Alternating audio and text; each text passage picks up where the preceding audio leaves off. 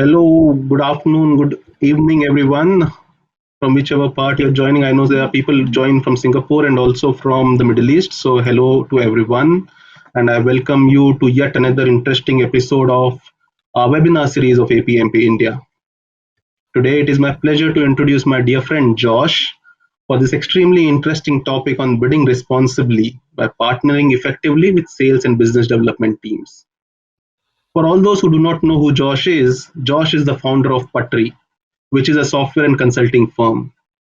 He and his company are dedicated towards helping other companies win more businesses through data-backed qualification and smarter bid decisions. Wow. And we would like to know some of that during today's session. Prior to launching his own company, Josh led marketing enablement and proposals department at OpenGov, which is the leader in enterprise cloud solutions for government and one of the fastest growing companies in government technology. And before OpenGov, he has held several senior leadership positions in companies like Decision Lens, Qualtrics, and Metalogix. Now, I know Josh is based in US and he's really excited about talking to people from this part of the world. So without further ado and without wasting any further time, I would quickly hand over to Josh to help us understand how to bid responsibly. Over to you, Josh. Thank you so much, Sunil. It's an honor to be with you all today and also to Rupesh for this opportunity to present to APMP India. I'm super grateful for this opportunity, as I mentioned before.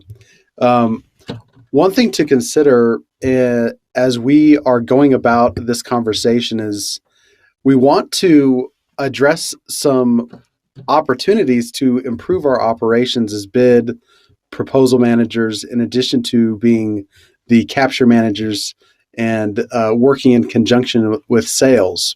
And one of the things I want to do here, let me go ahead and share my screen, is I want to ask a few questions, and I will ask some of these questions and then ask you to respond here in the chat here in a few minutes. So please join us and again, welcome to this opportunity to speak through partnering better with sales and business development in our functions here as bid and proposal managers. And I did want to mention that to any who celebrated last week, I hope you all had a wonderful Pongal and had some enjoyable time with family and friends and food. I have many friends out in India and heard a lot about this opportunity. So today's session, we'll walk through a couple things. Number one, I won't spend a lot of time on the introduction. Sunil did a wonderful job on that. We will talk about the global cost of losing opportunities, and then how we can improve our partnership with sales and business development.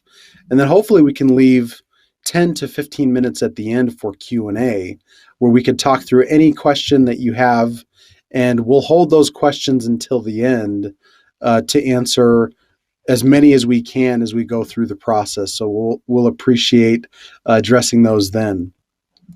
Sunil spent a lot of time introducing my capabilities. What I really wanted to highlight on was I have managed both sales and business development, and I have managed proposals and capture. And I've spent a lot of time on both sides and have really learned the good, the bad, and the ugly from all of these functions. And what I've put together today is really a summation of all of the opportunities that I've learned over the years of managing all of these different functions and how to best work together with the proposal and bid team in conjunction with the sales and business development teams. So I hope you can take some information today and be excited to engage better with your BD and sales teams as a result. Now, I want to hear from you for the next couple minutes, if we can, in the chat. And I will stop sharing my screen so I could see what you're writing here. So I'd like you to answer this. What reasons do you hear from colleagues when they are trying to justify pursuing an opportunity? And when I say colleagues, I'm meaning your sales and BD colleagues. What are some of the reasons you hear when they want to justify pursuing an opportunity that may not be a good fit, or it may be a good fit. So I'm going to go ahead and stop sharing my screen so I could take a look at the chat. But let's answer this question.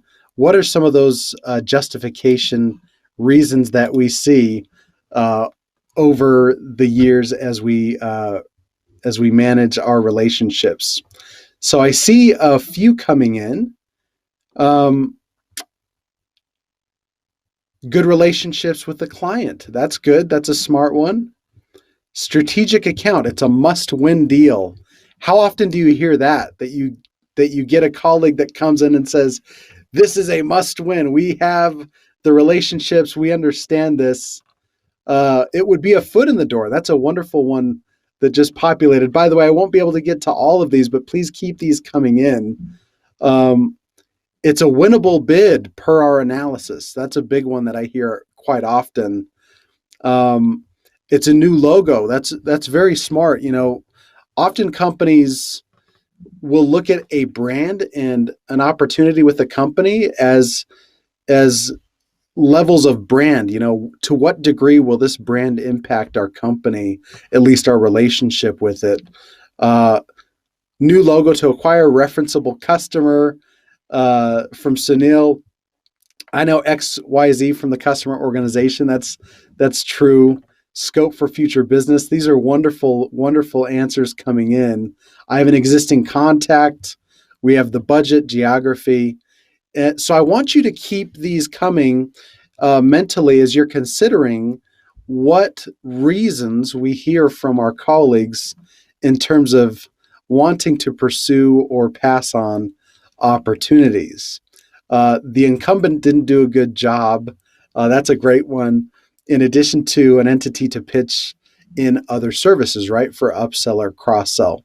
So please keep these coming in. I'm going to go ahead and share my screen because these are really aligned to what we're seeing out in the global market. It's very important. The customer helped us generate the scope, etc. Wonderful answers here. So as we go back into reasoning here, I really appreciate the feedback as we consider the reasons to justify a business opportunity. And in some cases, these are some things that I heard which do align to what you are suggesting here. We are such a good fit. I remember I would have when I was managing sales at Qualtrics, I would have my sales representatives come to me maybe a couple times a week and say, Josh, I've got the greatest opportunity that was ever made. We will make millions, or we are such a good fit, or this was written for us. That's exactly what some of you had written. And I learned early on that it's not all about what the salesperson says in terms of a fit. I had to do some better scoping early on. I spent a lot of time putting together proposals that were perceived as a good fit, but on the back end, I found out that it was disastrous. It was not a good opportunity to pursue, and I wasted an incredible amount of time. And it wasn't until that we started putting set criteria in place in conjunction with the proposal team and managing proposals eventually over at OpenGov that those opportunities started to meet our capabilities. And I know in India, you have some incredible companies with some incredible criteria sets to determine the best fit opportunities. But I learned the hard way in terms of spending time on the right opportunities in conjunction with our sales and business development teams. And it's interesting because globally, companies are losing an average of $200 billion per year. So this is a global stat for the cost of lost opportunities on companies.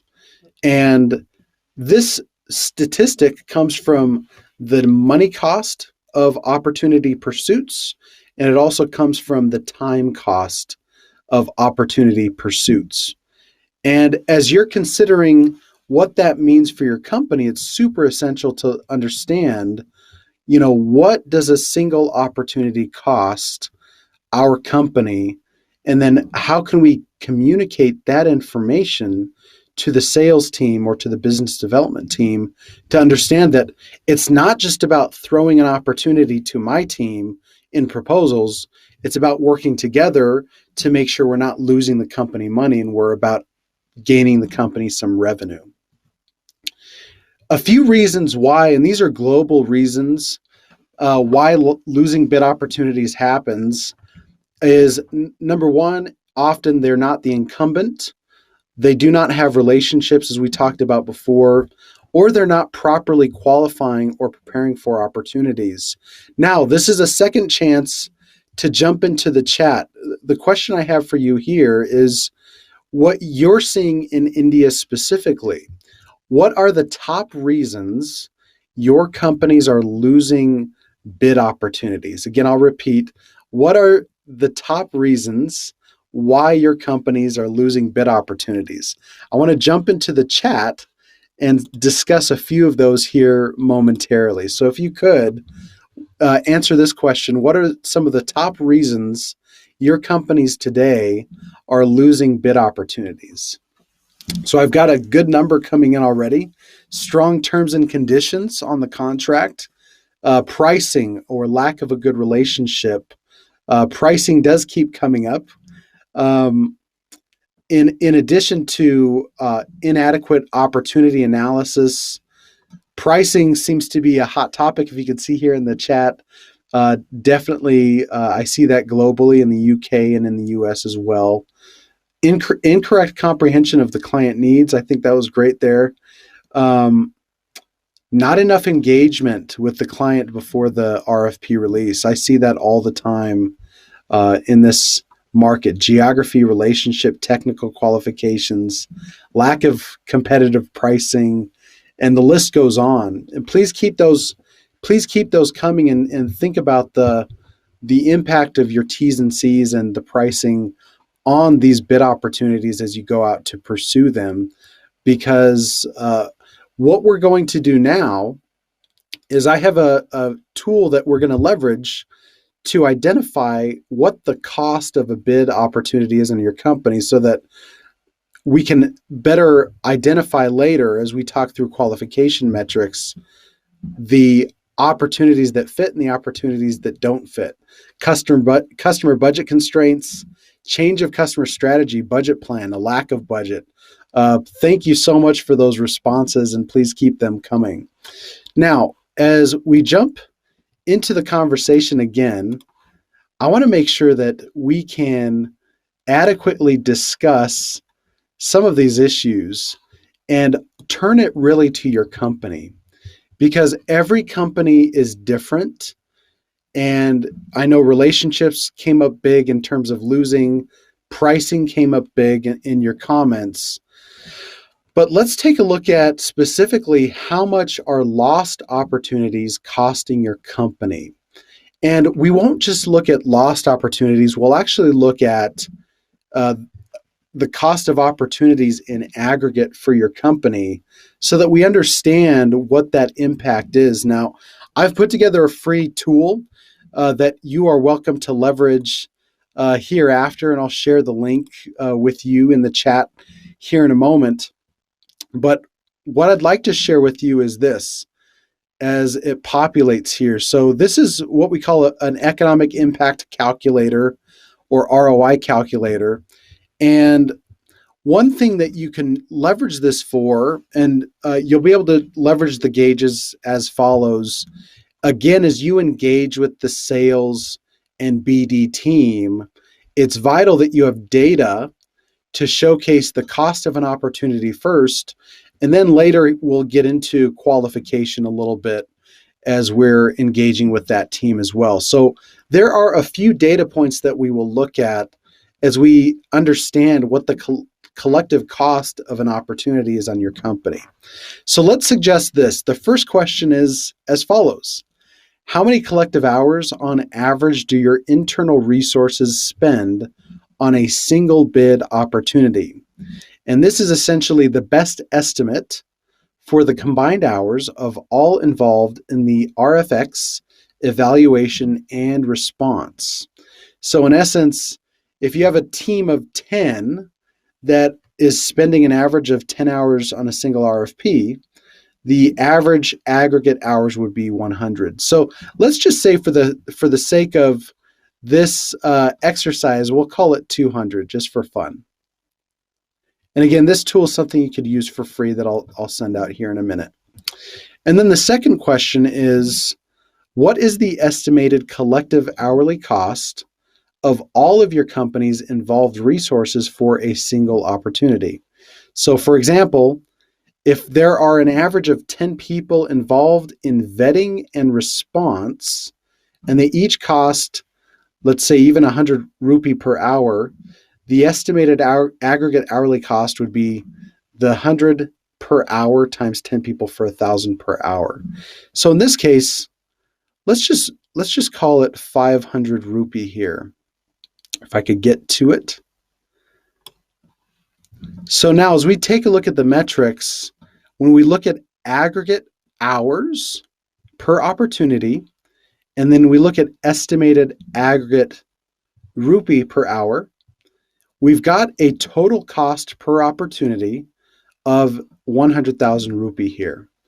So you could leverage this however you'd like with your teams to really understand what that cost is for your company as you go out to market with your criteria set.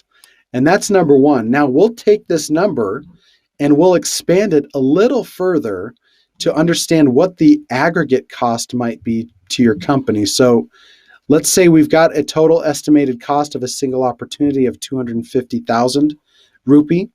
And let's say we respond to and evaluate prior, let's say it's 200 opportunities per year. That might be very high for you. Let's just call it 100. There are some companies that we work with that evaluate about 2,800 to 3,000 opportunities a year, especially in public sector opportunities. But in this case, let's say that it's just 100. So the estimated annual cost of your bid operation is about 25 million, which is pretty incredible. That's pretty high. And then if you say, okay, well, if we were to reduce this 100 by a certain amount, how much could we save through better qualification, for example, with the sales and BD team? So if you suggest to them that, hey, if we can reduce the number of opportunities by 100 to 30 and not even include the revenue potential of better opportunities, we would save our company 7.5 million or so.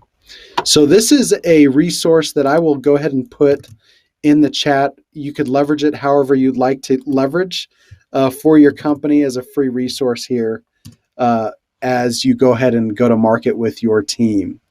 So let's actually keep going into this presentation as we talk about, okay, that's the first data point that you want to have available to the sales team. What is the cost of opportunities on your company? Because once you have that and the sales team understands that, oh, wow, there's a cost associated with evaluating and responding to this opportunity, that's something very solid that you can give to them and provide some insights to better qualify the opportunity before you go out and respond to it.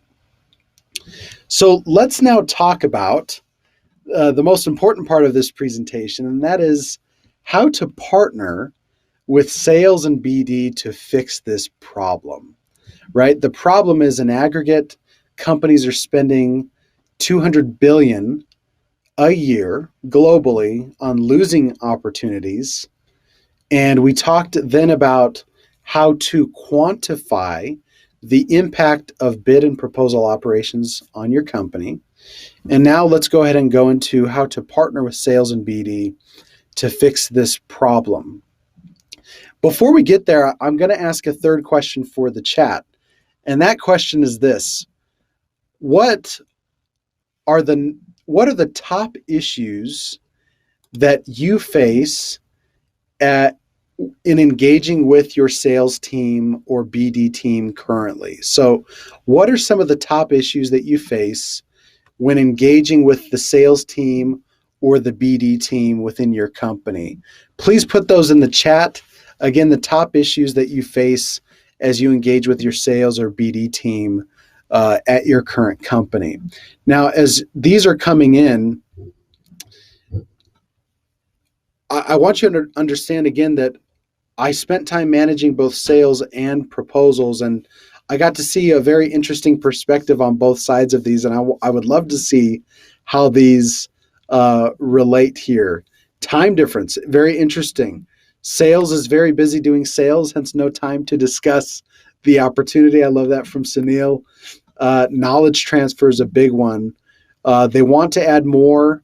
They want to bid more and more, right? It's almost like a zero-sum game to some of these salespeople who, meanwhile, will talk about their compensation and things like that to understand the psychology of going to market.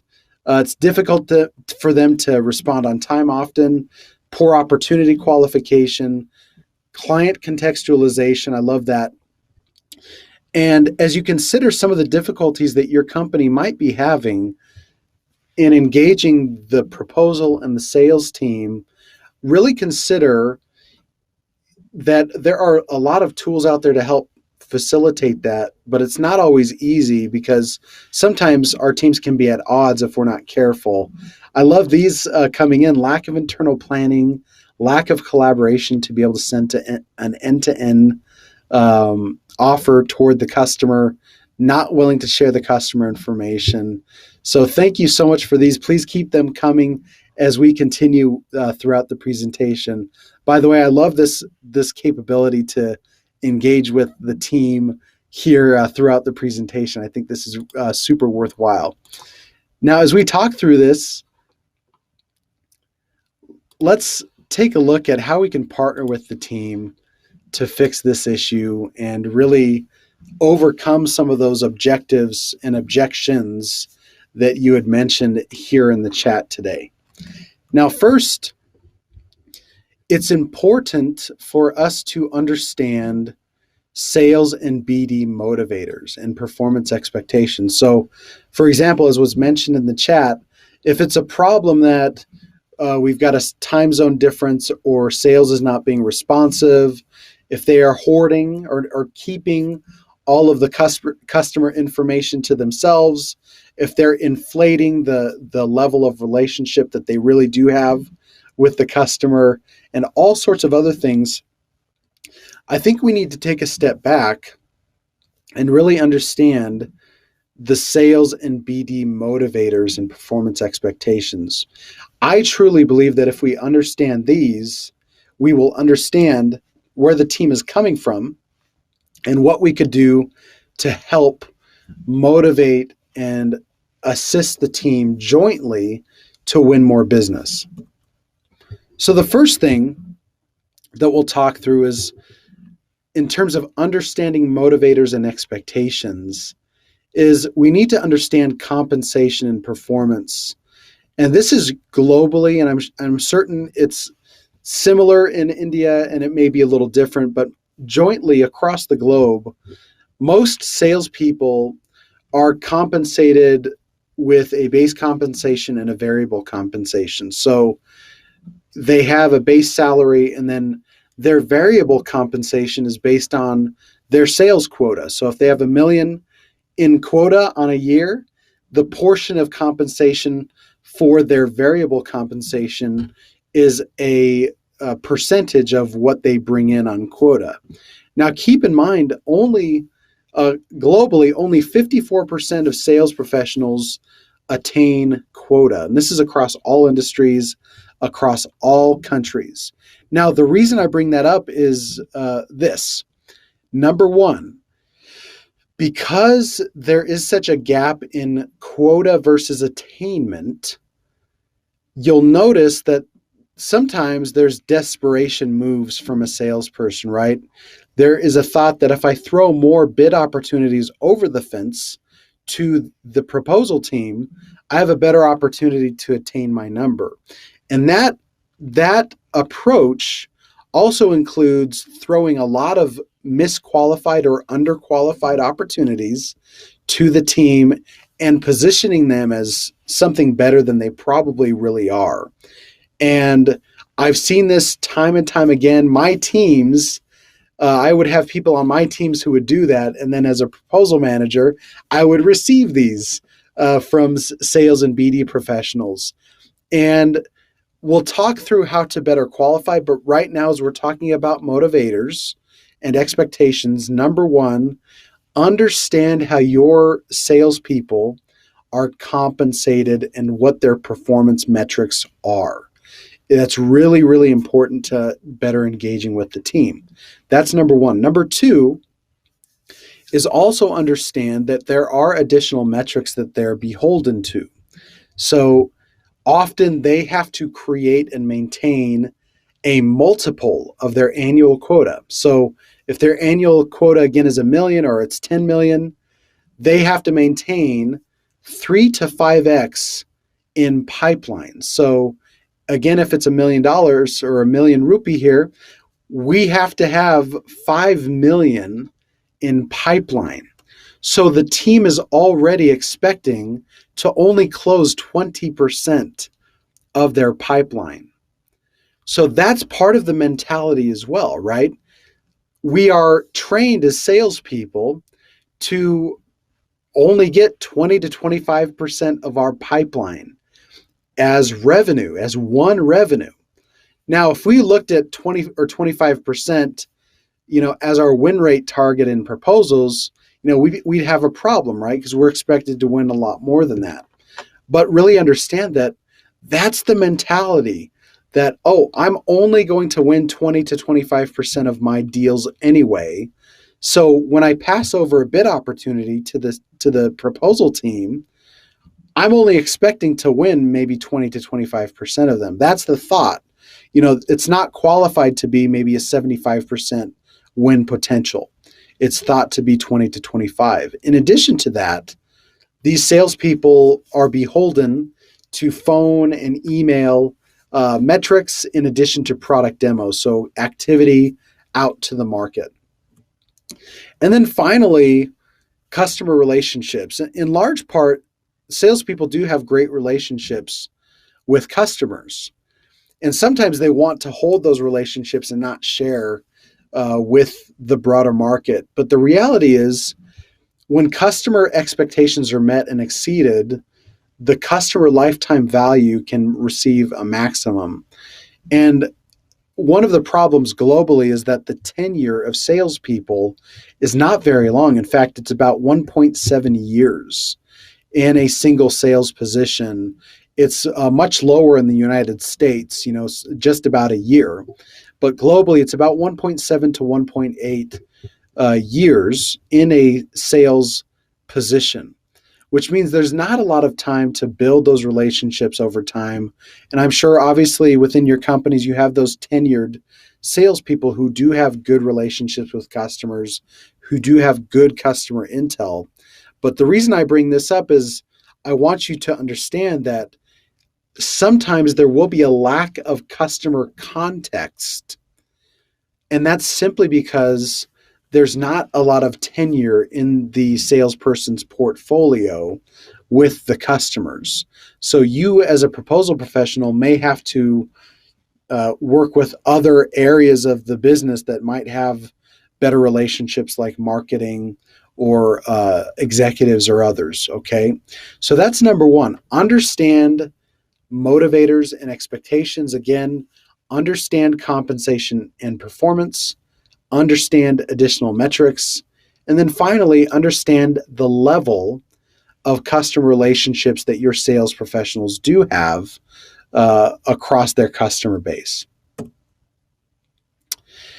Now, number two, this is super vital, and many of you brought this up in the chat, which I super appreciate, and that is we need to better leverage data as proposal professionals to communicate our resource allocation decisions. Now, there's nothing worse than contention or tension between our sales teams and our proposal teams, right? We're meant to work together to drive company wins, drive revenue, drive a really strong brand. But sometimes it can be contentious. I've had opportunities where, as a proposal leader, I was given an opportunity and expected just to kind of be a servant or subservient to sales and just kind of go write the proposal opportunity. And in those cases where these are public sector focused opportunities for many of my companies, they take maybe 50 to 100 hours. So it's not an easy thing. And I learned over time that the more I leveraged data to communicate what types of resource allocation opportunities there were to help the sales and BD team accomplish a goal, it went a lot better. I found that data diffused contention. Data diffuses tension within companies. And the way to do that is as follows. Number one, as we talked through that economic impact calculator, let's really consider leveraging something like that, if you don't already, to really help the team understand it, that you can train them to see that there is a cost to our proposal operation. There's not only a cost in people and our teams, but it costs every time we go out to pursue an opportunity. And that cost, again, based on the calculator that you saw, can vary up and down, however you'd like to position it. But there is a cost associated with it. And the closer you can get to isolating that true cost for your company, the better you'll be in communicating that to your team. So for example, if we're saying that we've got an opportunity that on average costs 200,000 rupee to pursue, you can have these open conversations with the sales team that say, hey, look, if we're going to spend this to go out and pursue, is there something better that we could do with that? Is this the very best opportunity that we can pursue leveraging our resources, right? That's number one. Number two is we need to find a way across the operation that we have as companies to prioritize what are the best fit opportunities and what are the worst fit opportunities. Some companies have a scoring matrix that they use in Excel. Others use something like we provide in BidScore. Whatever you do, it's important to have a scoring system in place to identify those best fit opportunities according to your criteria. And the criteria should be anything from level of relationships to are you the incumbent, to is there budget allocated for the project, to a number of other qualification metrics, right?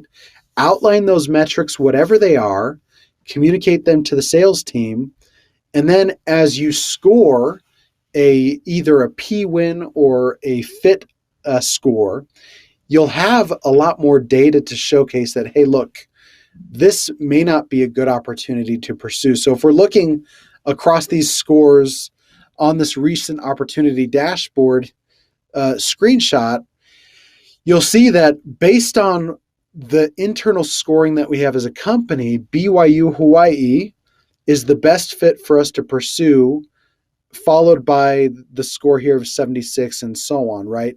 And again, your scoring criteria should be tailored to your company, right? I don't believe there's a one size fit all across the globe in terms of scoring your opportunities. Your company, whatever you use, again, whether it's Excel or something else, we need to make sure you have scoring rubrics that your sales team is bought into and they understand. And at the end of the day, as I mentioned before, data, whether it's the cost of pursuit or the pursuit itself and the qualification score that you have, data diffuses tension and allows teams to really partner together to identify what are the best opportunities to pursue together, right? As we go about and serve one another to build up the company. The third point I would make here in terms of how to best engage with the sales and BD team is focus on an outward mindset. Now, this comes from a book from a company called the Arbinger Institute called The Outward Mindset. And it's really about understanding that every colleague of yours has motivations, desires, and goals that are just as important as yours.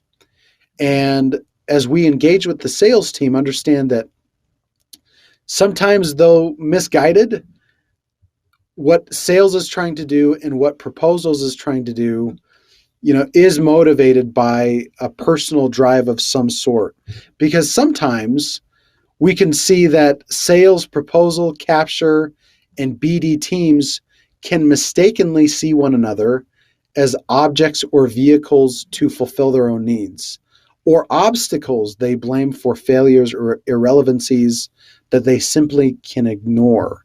And I've been on the bad side of that, right? As a proposal professional, sometimes I felt like I was just kind of used as a vehicle to get the salesperson revenue versus a partnership. And sometimes as a sales professional, I thought that way, that, oh, wow, I need to work with the proposal team to try to see if this low qualified opportunity can work. Or if I've qualified something well, I need to work with them to try to accomplish that goal. But I found that it's truly a partnership. The best companies out there, they understand motivators across functions. So if you're in sales, you understand proposal motivators. If you're in proposal, you understand sales motivators. You really understand those. And then number two, you work together to help one another achieve your goals. And as a company, right, if you're shareholders in the company or you have opportunities to really help one another, it's really about growing the business at the end of the day. You're on the same team. So what we don't want to do is ever be in a position where we're fighting too much against one or another as we go to market. So in summary, what I want to share again, as we take a look at some of these reasons that we need to understand a little bit more from the sales team, again, in order to work better with the sales and BD teams, number one, understand motivators and expectations, which includes compensation and performance. It includes additional metrics. So understanding that sometimes a salesperson really is just behind on quota and might be desperate, and really learn like where they are in their quota attainment. Also understand that they might only be thinking that, hey, I have a 20% chance of winning this opportunity, therefore I'm going to throw it over the fence to the proposal team. And then also understand the level of customer relationships. And then finally, as we mentioned before, leverage data to communicate these resource allocation decisions, whether it's data on the cost of pursuing an opportunity or the data for qualification and win rate and other things that you have in place. Data can diffuse the tension that may exist between teams. And I want to reiterate too that sometimes tension between teams is not a bad thing. There can be healthy tension. If you think of gears in an engine that work together, that's friction, that's tension. But when you're talking about going to war one with another, that's a whole other thing, right? So try to find a way to have a healthy tension within your company, but also leverage data to diffuse those resource allocation decisions about how you're going to pursue opportunities together. And then third, again, focus on that outward mindset. Make sure that you're working together to attain those goals and really join hands to understand what is the best approach to help one another and help the company grow to a size and a revenue stream that is useful. Now, I hope these tips have been super useful to you, as again, they come from a place of having managed the sales and the proposal function within companies out on the market as well. So I want to pause here, and while we have maybe 5 or 10 minutes left here, I want to be able to open this up now to Q&A. And let me prime the Q&A a little bit. We've talked about, number one, understanding motivators, the quota, the other activity metrics, and the level of customer relationships. We've talked about leveraging data to facilitate resource allocation decisions. And then we've talked about leveraging an outward mindset to help really bring our teams together and work as one team, as one unit to get there. I am curious, before we go to Q&A, what are some things that you do to foster a good relationship with your sales or BD team? If you could start putting those in the chat. Again, what are some of those things that you have done in your companies to foster good relationships with your sales or BD teams? And in addition to that, as we're now to the Q&A time, if there are questions about how to best engage with sales and BD, I'm happy to answer those based on experience. So let's go ahead and take some time to put some questions in there if you do have any, or comments in terms of how you best engage with the sales team. There are a few coming in that say, act as a consultant with the team and make things easy for the sales team. Coordination and follow-ups. I love the theme here that's coming through, that's going above and beyond to help and be a facilitator and win the trust. I found that trust is really everything among these teams. Sometimes you'll give a little more and, may not expect a ton in return, but really have that clear communication, because I look at relationships with sales in the proposal world like almost like a bank account that, if you're not going to withdraw anything in terms of working together unless you make some deposits. So I love what's coming in. Weekly sales meetings. I love becoming the best friend or go-to person for the sales team. And those trusted relationships are super important. And I want to reemphasize that they can be better if you understand some of those motivators that we talked about before. Helping them with insights, enablement content, link the like-minded people within your companies and networks. I love that. And proactive support, proactivity, and understanding the pipeline. So these are wonderful. Please keep these coming through. I think this is super useful for the whole team here to see and to leverage in terms of best practices to engage with the sales team. And I hope you understand that, everything that we share today comes from a long time of best practices and lots of failure and lots of success here and there. So now let's switch the chat over, if we can, to Q&A. What questions do you have about engaging with the sales or BD team? It could be anything around, how do I find out what those motivators are, like the compensation. It could be anything about what are some of those best practices that we've leveraged out there globally. What are we seeing? So if you have any questions, feel free to place those in there, and I'd be happy to answer them at this time. And I love the comments as you're doing that are still coming through about acting like we own it. I love being transparent in our interactions, be proactive to understand the pipeline. And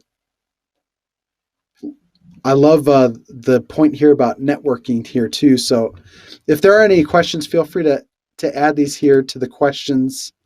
Here's one that came in. How do we address the end of year scramble to bid more? Yeah, boy, I have been there, and I'll give some of my insight for the group here. There's always either an end of year scramble or an end of quarter scramble, right? As salespeople, we operated with either a set fiscal year or a set quarter within that fiscal year. And each end of quarter and each end of year had a massive rush to the finish, especially if the salesperson or the company was behind on quota. And what I would recommend here, and I think this question is really smart, you have to approach the end of year push just like you would. There has to be consistency in your operation, whether it's end of year scramble, or in year operation, right? If you change your operation at the end of the year, so if your qualification metrics are X, they need to be X during the end of year scramble, right? If you won't let anything into your portfolio during the year, we shouldn't loosen things at the end of the year. And we have to be, this goes back to the motivator conversation about understanding where a salesperson is in their quota attainment, because at the end of the year, if you're noticing some desperation moves to get some deals across the table that might not work out very well because they're poorly qualified, if you go to the root of that, you'll note that it might be because they're way behind on quota. So my recommendation to address the end of year scramble is to operate the same way you do throughout the year, have the same stringent metrics for qualification, the same resource allocation. If you have free resources that, you feel comfortable with giving to that type of operation, feel free to do so. But I would strongly recommend that if you maintain an operation throughout the year, do the same through the end of the year push for the salesperson's fiscal year. Okay, we've got a few things coming through here. So one more says, and you could, by the way, you could put your questions, if any come up. I was mistaken about, instead of the chat, actually put them in the questions tab here. Here's another one. How do you communicate with sales or BD to consult before hunting for new deals? Now, I love this from Rupesh. I think it's super interesting.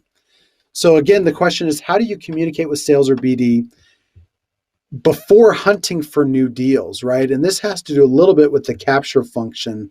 I love this, and I hope we can get through to some of these more questions, but here's what I would answer for Rupesh and for everybody. There is a lot of data available that your team has collected over time, right? You have win rate data. You have the types of customers that you're winning. You have the types of customers that you're losing. You have the reasons you're winning and the reasons you're losing, right? The win-loss analysis.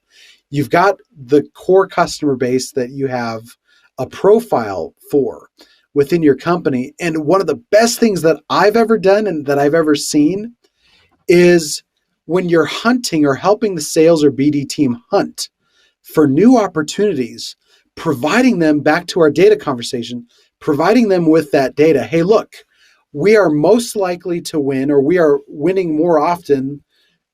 For example, public sector clients within this product set, within this price range. And if you give them that type of criteria and say, hey, look, this is really where our sweet spot is, they will be more motivated to try to find that type of opportunity, right? Their job is to go out and hunt those opportunities. But I think the way you can arm them, to Rupesh's question, is provide them with the data that allows them to know where to go and where to find. Again, that data could include types of or industries that are most likely to win, that you're winning more often than not. It could be the deal size. It could be the contract terms. It could be the incumbency, whether you're the incumbent or not. It could be relationships. It could be a number of other things. So I would take that win-loss type of data and give as much of that to enable the sales team to know which are the best opportunities to pursue, which are the best ones to avoid as they approach those deadlines. Now, another question that came in is, how do we address these tight deadlines? A quick answer for me would be, being in the proposal world and in the capture world, I've found, and in bidding specifically too, it's a stressful job at the end of the day. You have deadlines, you have reams of content to pursue. Thank goodness we have companies like RFPIO and others on the market that automate some of that. But again, I would say addressing tight deadlines is all about communication. It's everything. If we are transparent with what we're able and not able to do with our sales teams to address deadlines, to address, timestamps on these opportunities, it's really about finding what we could do. If we've qualified the opportunity, we feel good about pursuing it. It's about producing the best product in the shortest amount of time, right? At the end of the day. So it's really about transparency with the sales team with what we can and cannot do. I've learned the teams that are most transparent and open in conversation are the very best in communicating that type of press at the end of a quarter or year to get those deadlines met. Now, there are a number of other questions. I know we're not going to be able to get to all of these, which I apologize for, and I'm happy to answer maybe after this in email. There's a really good one here that says, how do we gauge if the opportunity is real or a price benchmarking exercise? This comes from Sunil. Now, this question is super valuable because, as you know, sometimes companies will put out opportunities, or even the public sector put out opportunities just to test the market and see what is real, what is not. How do we budget for a project, for example, that comes up? And across industries, you're going to encounter this all the time. My best advice for you is to treat it just like any other opportunity you're going after, right? Whatever your qualification metrics are as a company, whether it's deal size or whether it's relationship level or incumbency, or did you respond to the RFI prior, or how often do you win over competition for this type of deal?